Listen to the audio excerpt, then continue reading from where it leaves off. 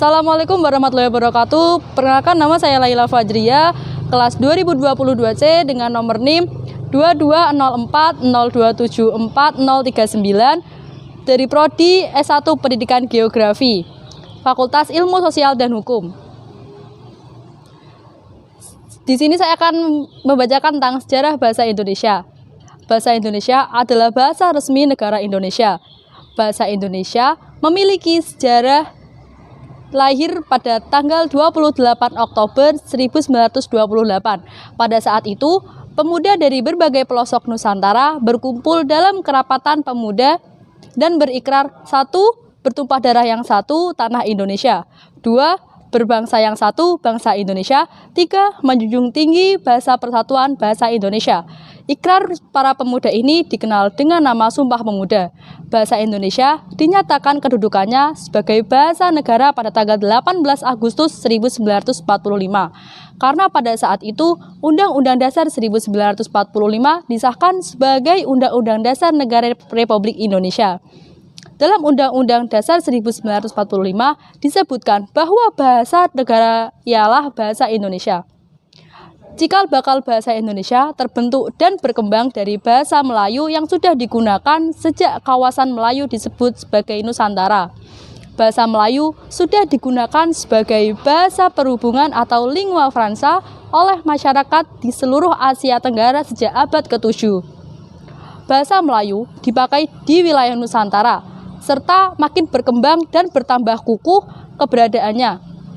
Bahasa Melayu yang dipakai di daerah wilayah Nusantara dalam pertumbuhannya dipengaruhi oleh corak budaya daerah. Perkembangan bahasa Melayu di wilayah Nusantara mempengaruhi dan mendorong tumbuhnya rasa persaudaraan dan persatuan bangsa Indonesia. Komunikasi antar perkumpulan yang bangkit pada masa itu menggunakan bahasa Melayu. Para pemuda Indonesia yang tergabung dalam perkumpulan pergerakan secara sadar mengangkat bahasa Melayu menjadi bahasa Indonesia, yang menjadi bahasa persatuan untuk seluruh bangsa Indonesia.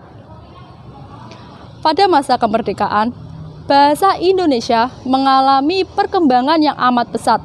Setiap tahun, jumlah pemakai bahasa Indonesia semakin bertambah.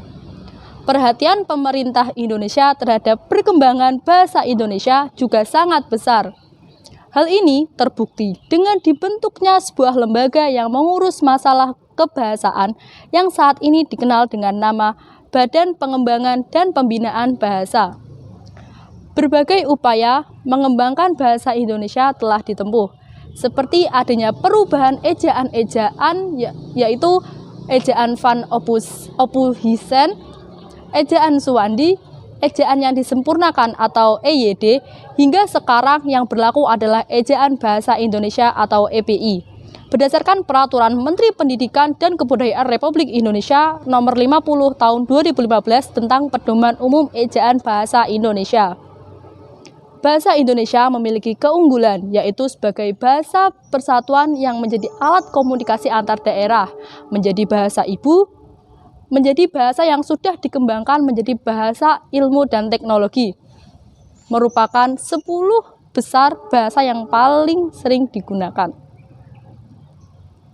Selanjutnya, prospek bahasa Indonesia di masa depan adalah bahasa Indonesia pada masa mendatang diharapkan lebih menampakkan keperanannya dalam kehidupan modern. Sebab bahasa Indonesia tidak hanya sekedar sebagai alat komunikasi dalam masyarakat yang memiliki latar belakang bahasa dan budaya yang beraneka ragam, tetapi juga bentuk sikap budaya bangsa Indonesia. Perkembangan bahasa Indonesia pada saat ini memperlihatkan perubahan yang cukup pesat dan signifikan. Sebagai istilah dan kosakata dari disiplin ilmu tertentu telah mewarnai corak fungsi bahasa Indonesia sebagai pendukung perkembangan ilmu pengetahuan dan teknologi.